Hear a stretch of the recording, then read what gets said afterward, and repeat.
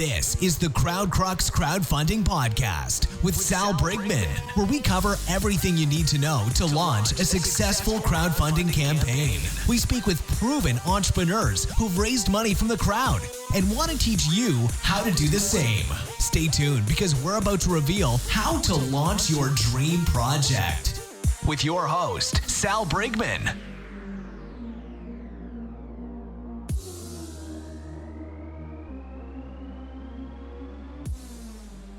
Before we get started with this podcast episode, I want to take a second to introduce you to my friends at Fulfillrite. If you need help shipping out your Kickstarter or Indiegogo perks or rewards, Fulfillrite is the absolute best company for you.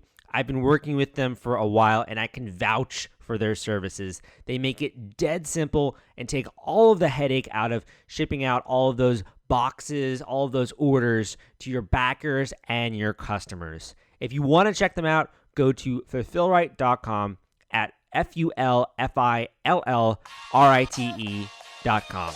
Hey, welcome back to the Crowdfunding Demystified podcast. My name is Salvador Brigman. Thank you for tuning in to this podcast episode. On the show, we talk about crowdfunding, we talk about raising money successfully on Kickstarter or Indiegogo, how to get backers and traffic, and we try to learn from people that are knocking out of the park. They're hyper successful, or they're even doing smaller raises, or they're in a creative category raising money for a film or an album or an indie publishing project. But my goal is always to kind of dissect and get into what they are doing right that you can apply to your specific campaign and give you a lot of different options, give you a lot of different ideas, and help you brainstorm when it comes to putting together an effective campaign that's going to resonate with your audience.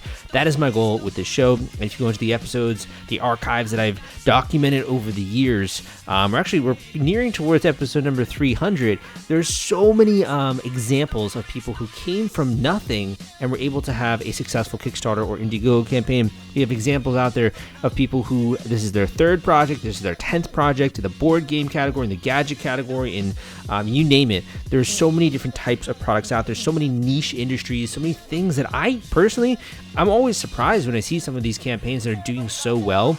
But it's not about that. It's about the target audience. It's about understanding how the marketing works and why it is that people are just raving fans when it comes to these different campaigns or these different individuals that are creating the project. It's very fascinating to me. It's one of the things I love most, I would say.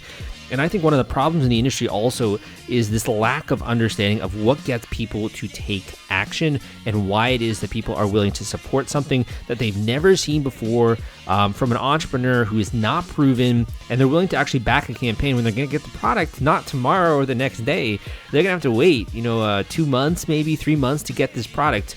I think that's remarkable that people are willing to be able to do that. In the age of Amazon, they are still willing to support crowdfunding campaigns. They are still raving fans and so excited to get it. It's almost like they eagerly are anticipating this product eventually to, the mailman come and to deliver the postage. They get to open it. They get to share with their friends. They get to look at it, take photos. It's really cool, I think. And I'm so excited to be a part of that process. Aside from this podcast, we also have the YouTube channel, Crowdfunding Demystified. I have my book, The Kickstarter Launch Formula. We have my blog, crowdcrux.com, kickstarterforum.org. We're an online community. Lots of great stuff out there. One of the ways that many listeners just like you have made the sort of the next step, if you will, in terms of upgrading their campaign is to book a one-on-one coaching call with me. If you listen to enough of my podcast episodes and you're like, finally, okay, I'm ready to go, Sal, here, let's go. You can go to crowdcrux.com/coaching, enter your name and email and some other information about your project, and you can book a one-on-one hour-long intensive coaching call with me today. That is crowdcrux.com/coaching. Just go to that link and give me an idea of how much you're looking to raise in terms of your project, what that's like. Give me some ideas of, kind of what your goals are also, so you can make the most use of that call. Again, that link is crowdcrux.com/coaching. If you are not yet ready to go forward with that, another great resource is the Kickstarter Launch Formula. If you enjoy listening to this podcast on the way to work or in the car or wherever it is you want to listen to this, you might also like the Audible version of that book, the Kickstarter Launch Formula, and you can grab a copy on Audible if you want to right now at crowdcrux.com/Kickstarter audio. That is crowdcrux.com/Kickstarter audio, crowdcrux.com/Kickstarter audio takes you to the Audible version. And also you can get a free copy if you also get a free 30-day trial of Audible, which is a pretty great deal. Without further ado, let's get into today's podcast episode. Hey guys, welcome back to the Crowdfunding Demystified podcast. Today we have a really exciting product to talk about, the Origin Sponge. This Kickstarter campaign has raised over 300,000 Canadian dollars from more than 4,000 backers, and also a really interesting, I think, take on a product that we use every day, which is a sponge for showering, for bathing, etc. I'm going to let Oscar tell you a little bit more about that in just a second. Oscar, welcome to the show. Thank you for having me. Do you think you could give the listeners a little bit of idea of what the Origin Sponge is and also who it's for? Yeah. So the Origin Sponge is an all-natural body sponge that'll naturally decompose. It's made from a plant root called a konjac plant, and it's native to Asia. And so what we do is we dehydrate the sponge, we pour it into our molds, we bake it.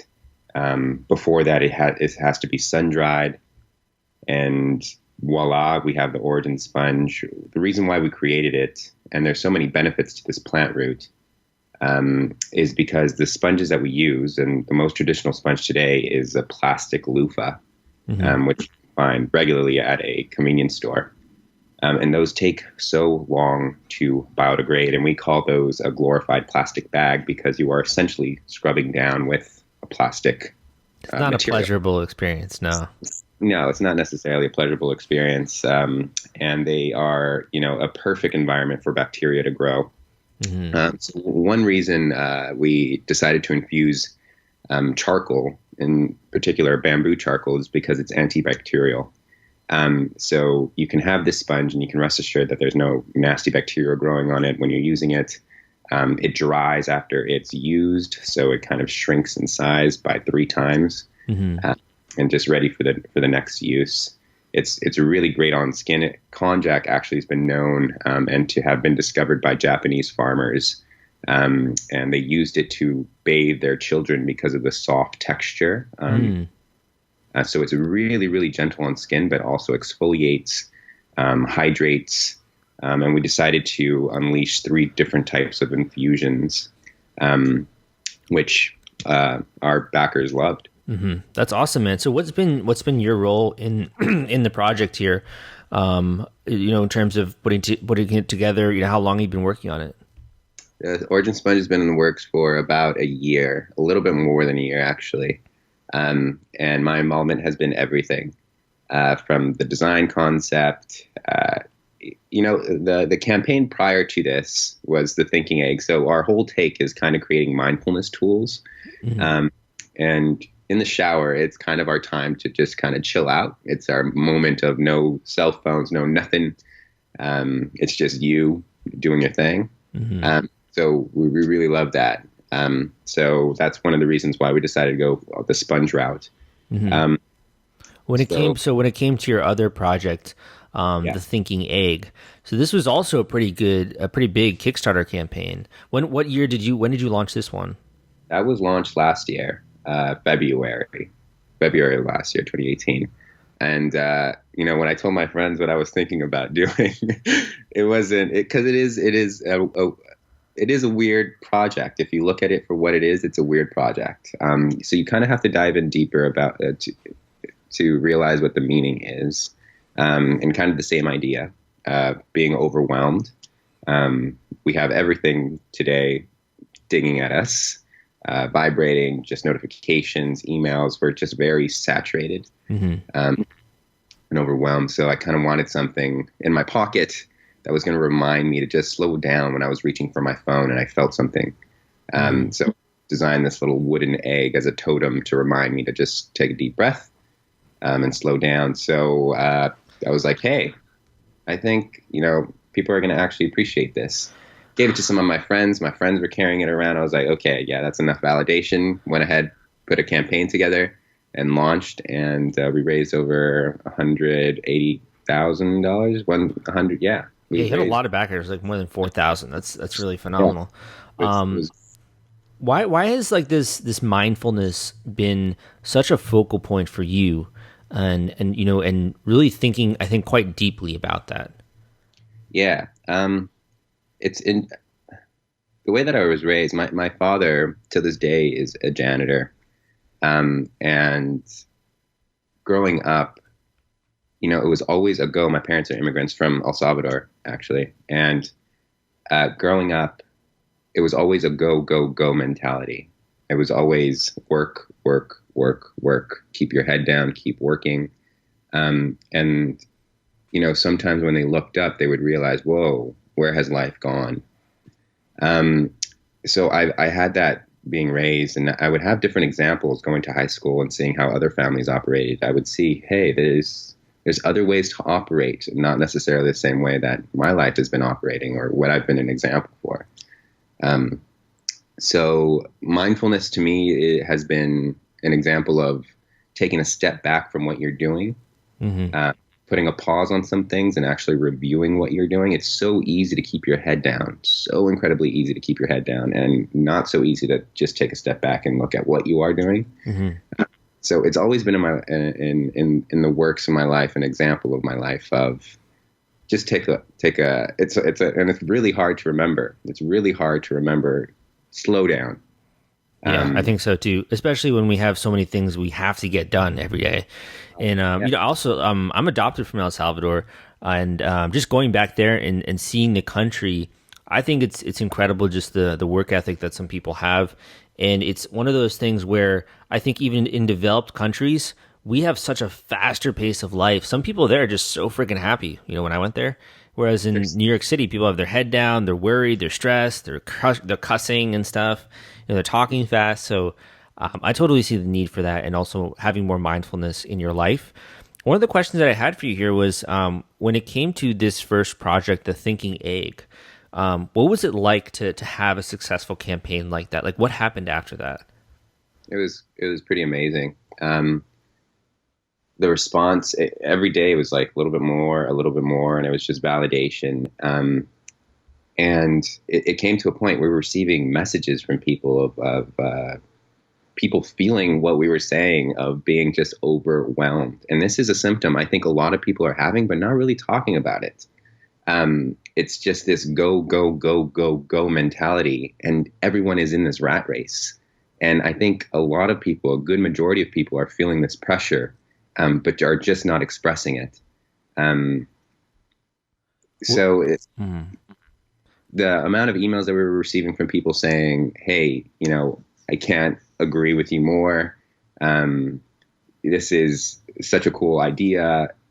Just as a reminder, something that won't vibrate, something like this.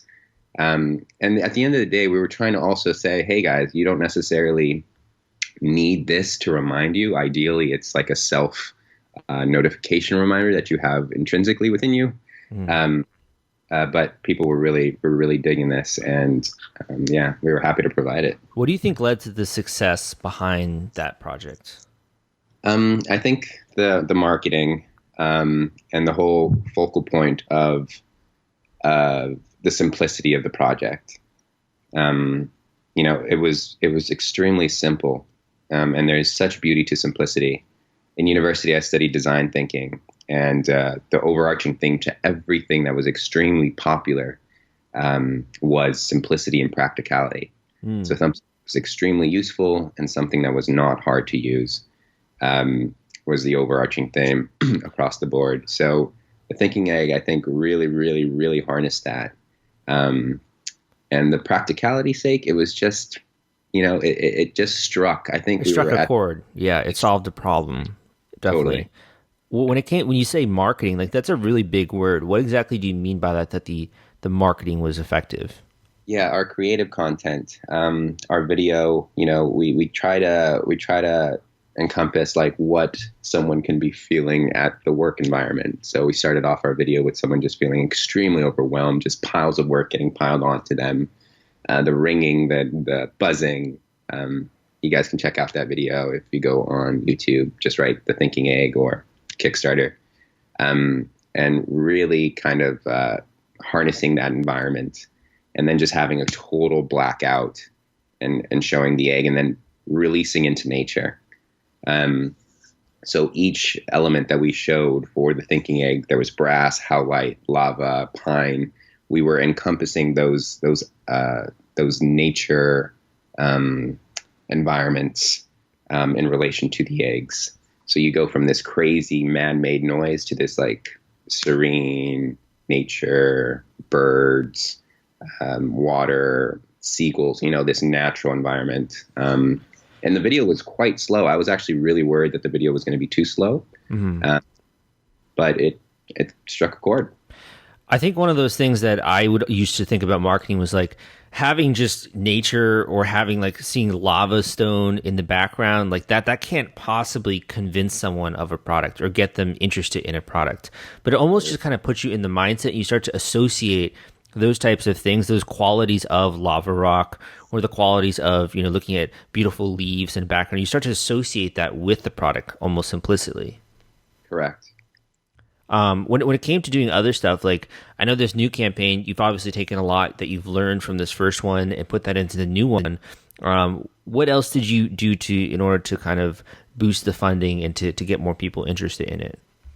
Into the Origins Fund, our last campaign, we were building a bit of hype, and for all our previous backers, our previous supporters. And we were telling them, hey guys, we've been working on something that we think you're going to like as well. It's in the realm of also slowing down, and also earth friendly. So we were just informing all our prior supporters that this was going down. The way that we launched our previous campaign, the Thinking Egg, was we actually I stood outside of Whole Foods with an ironing board, and I had my laptop, and I had the Thinking Eggs there, and I was telling people, hey guys, this is a project coming out. Do you want to be notified when it is? You'll get an early bird special. This is what it represents. And I actually had a lot of signups, which was really cool, that I would email right away as soon as it launched. So we had our first 100 backer pretty quickly, which helped. Just from Whole Foods? Just from placing myself near Whole Foods, yes. So I needed to, when I tell this. Shout out to Whole Foods. Shout out to Whole Foods. When I tell people, about the Thinking Egg or even about the Origin Sponge, there's a certain demographic of people that I do not hit. It's a total brush off. It's like, whoa, that's really weird. People that actually, you either get it or you don't, basically, it exactly. seems. You either get it or you don't. If you spend your time at Whole Foods, if you're spending times at an organic food store, you're kind of in the space of, what you put in your body, that your environment around you is very important. So that's the demographic of people that really I struck a chord with. Yeah, so you did a little bit of like pre-launch, and even just being willing to put yourself out there, I think it's kind of intimidating. And it's a little bit nerve-wracking even just to converse with like normal people going about their day. So that's awesome. One of the questions I had for you was, you mentioned early bird reward tiers. Was that a critical component of the project? Like, how did you think about that? Yeah, incentivizing people to come on in, and doing so quickly. Having early birds, everyone really appreciates a discount. So if you see that your regular price is X amount and your early bird is X amount, I think it's easy for people to jump on in, support, especially if it's a cool campaign. So that was really a no-brainer for us. We were seeing examples of other campaigns that were doing the same. So we just kind of, studied really successful campaigns and allocated on over to our campaigns. One of the questions I get frequently is, hey, Sal, I've heard about the early bird reward thing, but I don't want to turn off people who come to the project who might then see that those are sold out. And I also don't know how many should I budget for early bird rewards, like how many in terms of how many should make available. What are your thoughts on that? Totally. Yeah, that's one of our concerns as well. A supporter comes onto our page. They see that the first early bird is running out. What we try to do is we don't try to limit to one early bird tier. At max, we'll do 3. So we'll have like an extremely early bird for the supporters that are with us since the get. Then we have our second tier for like the, day 4 kind of thing. And then we have our following week early bird. So we try to really maximize all the newcomers. And they're seeing it on the tier as the tier drops that it's increasing. So it's been working for us with no real complaints. Everyone's luckily getting a good deal. Is there any way that you kind of estimate like, oh, okay, we're going to need this, we're going to assign this percentage, and like we're going to try to get to 30% funded with the first early bird, and then 50% by the next early bird, then 100% funded by the next early bird? That's exactly the strategy. For each early bird is allocating a certain amount of funding, and then going on to the next one. Interesting. That urgency is so important. I think it almost kind of has like a waterfall effect, where people who come to it, they obviously see it selling out. And there's more urgency, and like, oh man, I got to get in now, or I might get the the next price there. So I can totally see that. Exactly. I want to go back here just really quickly to you talking a little bit about the creative that you put together, because one of the things I've noticed in my career is just that Facebook advertising has taken such a huge hold, I think, with campaigns and the way that people discover projects. Is that something that you guys incorporated with your campaigns? Yeah, we used a few marketing agencies. Actually, this campaign we tried out a bunch to see what was possible. Unfortunately for us, Facebook was categorizing ours as a little bit of nudity, since we have someone walking in the woods semi-naked. I mean, we have censored, so they were censoring the content and flagging it. So that sucks. So we really couldn't fully maximize on our potential, other than, and that was one of our most powerful scenes in the video. And we were using that. And so when before we were flagged, we were seeing pretty good conversions. But then it was flagged down and that was shut down. So we weren't doing as good as we could have.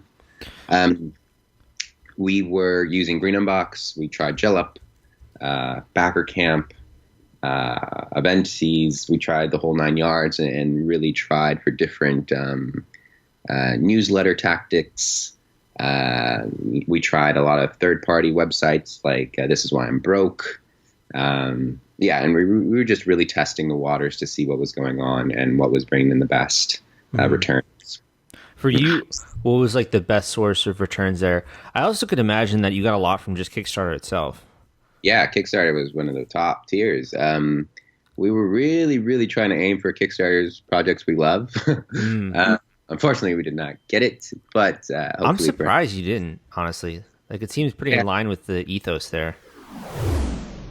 I gotta introduce you to a killer resource, The Gadget Flow. Their website reaches more than 28 million people per month. Brands like DJI, HP, and Pioneer have used them to increase awareness and boost sales, along with more than 4,000 crowdfunding campaigns. They have a new unboxing series on YouTube where you can get your product unboxed by a tech expert. Lastly, you can get feedback for your crowdfunding campaign and increase conversions by using Crowd Insight. You can check them out at thegadgetflow.com. We reached out to them like, hey guys, is there anything else that you think that we would need to work on in order to get categorized as projects that we love? No love there. So didn't stop us. We moved. We thought we were going to get that too, but it's whatever. Yeah, it just happens. Another cool thing I noticed that you did on your campaign was you have this like messenger bot where people can ask questions. Did you notice people using that? Yeah, we had a few, especially newcomers.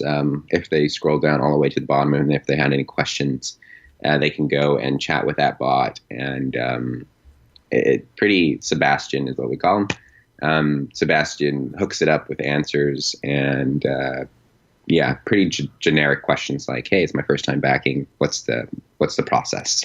And Sebastian will go ahead and answer that. It's really helpful. And that's basically for people that didn't back yet, so they can't post a comment or something like that. Yeah, exactly. Yeah, that's really interesting. I haven't seen that been done on too many campaigns there. That's kind of cool. Yeah, it's been really helpful. When it came to like launching this project, there's obviously a lot of stuff you can do. You can build up an email list. You can do media and PR outreach. If you had to go back in time and like allocate more resources and time to one technique or strategy, what would you choose?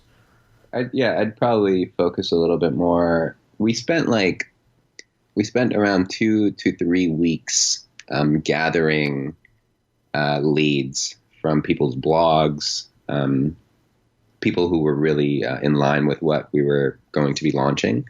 And our response rate wasn't that high. So I would definitely allocate more time to really trying to reach and target these bloggers and these media companies so that we can get featured by them. We were luckily picked up by Forbes for a feature. We were picked up by who else? Prior to the Next Web, Business Insider, Trend Hunter, The Chive. So we were really trying to maximize as much media attention as we could, because you can really see that it helps a lot with a campaign. A big pushback that we've gotten more recently is that a lot of these journalists are not willing to cover campaigns unless they actually try out the product. How did you sort of get over that hurdle? Yeah, unfortunately, we could not send them anything. So some people that said that, we kind of allocated, okay, you want a sample? We would love to stay in communication with you, and we'll hook it up after our campaign ends so that you can feature us then. So we were not able to maximize on the return that potential lead could have given us, but we're going to maximize it later down the road. Yeah. Down the road.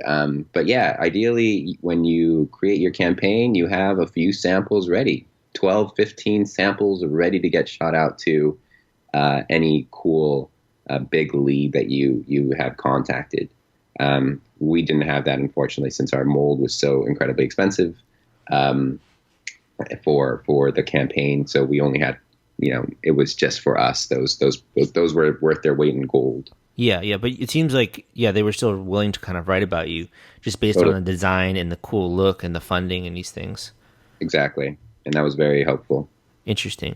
One of the questions, I had another question for you, but before we get into that, I just kind of wanted to see here, so your experience as an entrepreneur, like you started as sort of a designer and you wanted to create this product to make an impact and to bring more mindfulness into people. Do you consider yourself to be like an entrepreneur and a business owner? Like, was that your goal from the outset? Yeah, I would consider, as a young little guy, I've always been entrepreneurial. This word entrepreneur has been, really blown up in the past years. So even prior to that, I never knew what really an entrepreneur was. I associated an entrepreneur actually with a car salesman. And I was like, no offense to anyone in the car sales industry, but I that's what I associated being an entrepreneur as, someone who does that sort of thing. So how is having your own business like this kind of altered your life in a positive or a negative way? I would say a little bit of both. This hectic feeling of always needing to be doing is a symptom of running your own company. And that will start to drain you if you don't have a healthy relationship with your business. I would call it a form of addiction, where you're needing to check your emails. You're needing to make sure X, Y, and Z are all in place for the next thing. There are times where I hear my friends who have the 9 to 5 where they can stop work and they go home and they're just chilling for the rest of the day. And there's a sense of, that would be nice. And the plan is to allocate that kind of mindset into my own life as well, even with running a company. Once that 5 o'clock, 6 o'clock, 7 o'clock, whatever time my cutoff is, that's cutoff time. And that's when the phone goes down. That's when the laptop gets put away. And that's when life, is in front of you. Mm-hmm. But yeah, it's, on the other hand, I wouldn't have it any other way. The experiences, the connections, what you learn is just amazing. And it just makes you grow so much as a person and as a business owner. One of the things I find most rewarding is also being able to put your resources into the projects you care about, Totally. And kind of knowing no third party being able to say you can't do that or you can do that. If you have a hunch and you believe in something, you can launch that project. Exactly. Yeah, it's you really get to test your tenacity.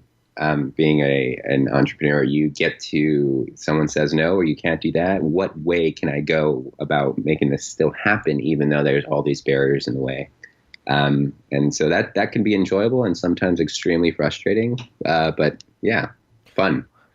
You had this really incredible skill set in that you were able to think about how people perceive things from the emotional standpoint and also how they use the product and like interact with it. And I think that's the kind of a really good skill set to have. But there are also many other ones that kind of fit into a crowdfunding launch. How did you go about like assembling a team around the project, or your thought process behind that?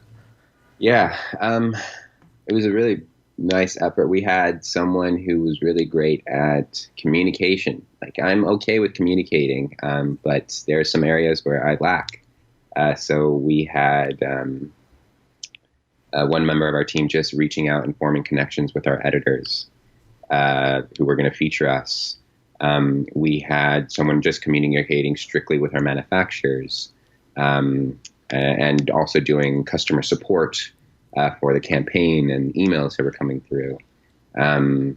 So your team is extremely important, and you can actually feel that. You can study some campaigns that don't have really good customer support, and you can see how they reply on their comments. And backers can see that when they come onto a campaign. They can see the response that some customers are getting, and they can it's part of the brand. Yeah. I think it's part of what people expect, and like the expectation you create there. Exactly. Another question I had for you, I kind of would be remiss if I didn't ask you this, just because I also want to know the answer to this, is you have a very good feel just intuitively, I think, for like the actual branding and the feeling of the messaging and the feeling of the imagery. Is there any process that you use to think about that? Like you've created the thinking egg, and now the question is like, okay, what kind of video we're going to have? What kind of images are we going to include? Do you have like a brainstorming process you go through for that? Or is it just kind of like come to you, or? Yeah, I sit down with a notebook and I kind of jot it out. And it's for the video and all the creative content. I just hash it out with my videographer, Jordan Ross. Shout out Jordan Ross Media. Check him out. He's really good. And we'll sit down, have some tacos, and we will straight up hash it out. Like, okay, Jordan, this is what I'm thinking. This here, this is how it's going to cut. This is how it's going to pan. We're going to go into this section. So it is formulated with a vision, and I sit down with that and I really spell it out. So it's really easy when it comes to production time to making it happen. So that comes in the forms of GIFs, images, and the entire video process. The reason why I asked that too is like there's this one GIF that was like so interesting to me. It's so difficult to describe, but it goes from like an image of the product of the guy in nature, then to like randomly like a plant growing, and then like this thing exploding, and like you just see so many different images mashed together. It's so interesting. It really captures my attention there. The ecstasy, that was the key there. The video starts off somewhat. We wanted to start the video off interesting, so we did this whole zoom in Earth scene. So we capture you in the first 3 seconds or so, and then we zoom into the Earth. You guys can check this out if you look at the Origin Sponge on YouTube or the campaign. You zoom into the Earth. You go up to the person where he's sleeping, and the narrative is actually playing with the actor. And then we jump in. This whole time it's a little bit slow, and then we get you with the ecstasy scene again. Just to boost the attention, because we know how short the attention span is these days. Totally. Very well thought out, man. Great job. Thank you. So my final question for you here is, for others out there that are thinking about launching a crowdfunding campaign, do you have any final inspiration or words of wisdom or final tip, maybe something you wish you knew before you got started with your first project? Any thoughts there? Yeah. I think one of the key things is really go with your gut. From my experience, having, sorry, my dog might bark just in a second,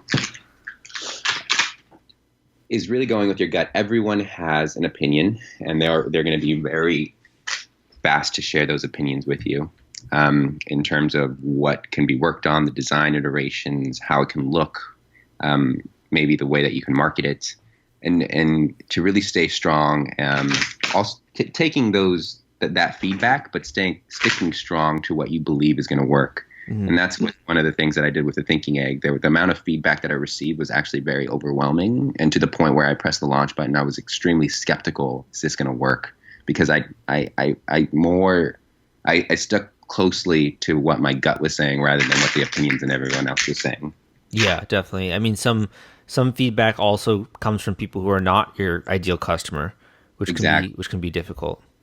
Yes. Yeah. So really just sticking to your guts, and taking the leap. I know it can be extremely scary to try something new.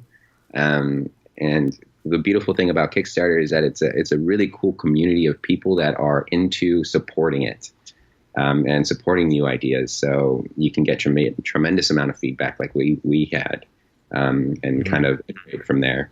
Yeah, go hang out at Whole Foods too, right? Whole Foods. What in terms of other projects you have coming about? Do you have any teasers or anything you can? Where should visitors go to learn more about some of the stuff you have coming out?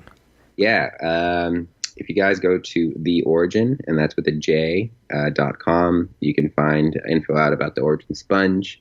You guys can visit the campaign, The Origin Sponge. We're actually working right now on doing a 2.0 of new elements for the Thinking Egg, along with we're doing a lot of R&D for a shower curtain, and it's weird with the shower curtain. Really excited to share more information about that when we get closer to it. It's pretty cool. Yeah, that's really interesting. It's kind of cool too to think about like the difference, the similarities between your products being mindfulness and like this very attention to design, but also very different categories. Yeah, it is. It is really interesting. It could be a good thing or a bad thing. I was listening to someone say it's dangerous to do a series of different products, because if you go ahead and start with, for example, a watch, and then you jump into a desk toy, you can be losing a good chunk of your audience. But what's really cool with ours is that our whole notion is mindfulness. Our whole motion is taking some time. Our whole motion is designing products that will make you slow down a little bit. Mm-hmm. So I think, our return rate is pretty high. For that reason. Yeah. Awesome. Thank you so much for coming on the show, Oscar. We appreciate your time, sharing all of these really valuable tips and advice, and would love to have you back if you come out with a new project. Yes, I would love to be back. Thank you guys so much for having me. Really appreciate it.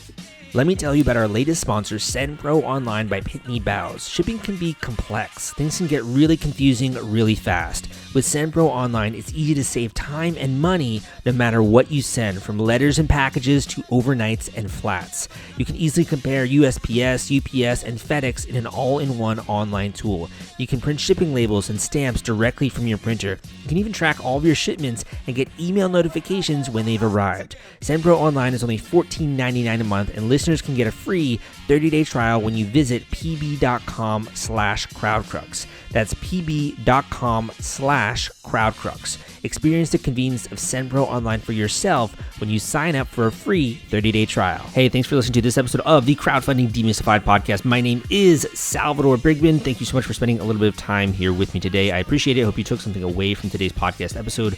In addition, if you've ever been listening to this podcast and you're like, hey, Sal, I kind of want to actually start my own podcast. Maybe I want to start a podcast about comic books, or I want to start about gaming, or I'm actually a coach or a consultant just like you, and I would love to actually start a podcast to help grow my business or my information business. I do courses, these different things. I have a great link for you that you can go to, because I set up a free podcasting course that will walk you through how to improve the quality of your voice, how to market your podcast, how to come up with the idea, all these different things, basically going from A to Z, how to start a podcast, grow it, and monetize it. I share with you in this free course. You can go to the link crowdcrux.com/free podcasting course, crowdcrux.com/free podcasting course. If you like the way that I teach, the way that I kind of break down topics, my no-nonsense approach, keep things pretty regular. I think, I don't use super fancy wording or terminology. I kind of just explain it as I'd want to be explained to, because at the time, I think we're all beginners. With this podcast, my goal is to demystify crowdfunding for you. With my free podcasting course, the goal is to share with you some of the things that I wish I knew when I was getting started, and also how to actually create a career out of this discipline of podcasting. And finally, I think that podcasting is a great way to get your voice out there, but it's also a great way to build a tribe and build a community. And it's very powerful, the relationships that you can build with your audience through podcasting. So finally, crowdcrux.com/free podcasting course. And lastly, if you want to book a one-on-one coaching call with me, you're ready to move forward, you like the episode, and you're like, yes, Al, I'm ready to go. I'm ready to bring you on my team, ready to talk with you. I'm ready to, schedule a one-on-one intensive coaching call, go hour-long, in-depth into my project, get feedback, get a sense of what I need to do. What are the steps next going forward? What are your thoughts on these different players in the industry? Go to crowdcrux.com/coaching, simple link, crowdcrux.com/coaching. Give me some information about you, your project, your goals, what you're trying to accomplish here. Let me know why you're passionate about this, how much are you trying to raise, all these different things. Just go to crowdcrux.com/coaching. That is a great link to get started, particularly if you've already listened to one or two of these episodes. You already know that this is the right thing, you know what you got to do, you just need a bit of a nudge, and also you have some steps that you kind of have a question mark, a little bit of uncertainty there. These calls are designed to be at the end of the call, you feel confident, you know what you got to do going forward, you got some homework and some action items, and you feel way more confident going into the launch of your Kickstarter, your Indiegogo, or your nonprofit fundraising campaign. Lastly, crowdcrux.com/coaching. Thank you so much for listening to today's episode, and I will see you next time.